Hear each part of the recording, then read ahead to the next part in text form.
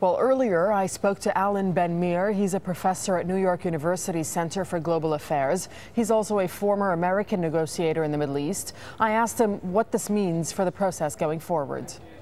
Honestly, I think I have said this more than a year ago, and I said it almost a week when the negotiations started, that it's not going to go anywhere. You cannot have negotiating process when the settlement continue. You cannot have negotiating process when both people continue to engage in public narrative that has been extremely very negative as far as the public is concerned. So what you have is the makeup of a failure. And I think the Secretary of State, John Kerry, has shown, I'm sorry to say, some naivete, thinking that he can bridge the differences within 8 months or 9 months.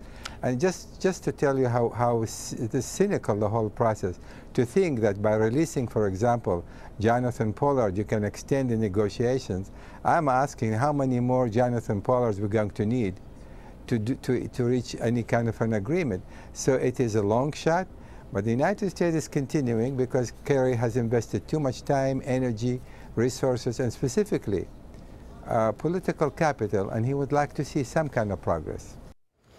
Michael Tarazi is a former legal advisor to the Palestinian negotiation team. He joins us now from Washington, D.C. Good to have you with us on Al Jazeera. So would you have advised the Palestinian Authority, President Mahmoud Abbas, to start the process of applying to these 15 UN treaties at this point? Absolutely. I think it was a surprisingly bold move. Abu Mazen, Mahmoud Abbas, is not particularly known for being a visionary leader. He's not particularly known for being a strong leader. He is particularly known for setting red lines that he then ignores, signaling to both Israelis and Palestinians, as well as the Americans, that he is somebody who's relatively weak and can be walked all over.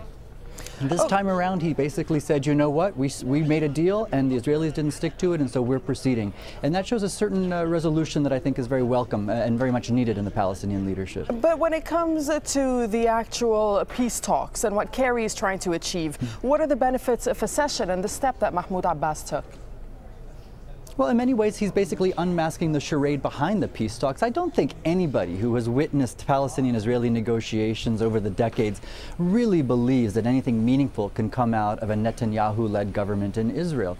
And so in many ways, Abbas said, you know what?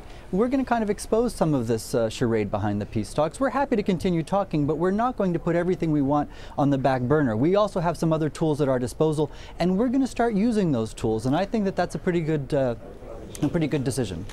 Kerry says what's being witnessed right now between Netanyahu and Abbas, Michael, is a fight over process.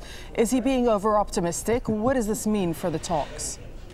I have to agree with the Israeli person who you had on earlier. Kerry's being incredibly naive in this process. I don't know what he really hopes to achieve in this at all. You know, for the Israelis, the peace process has always been about process. For the Palestinians, it's always been about peace.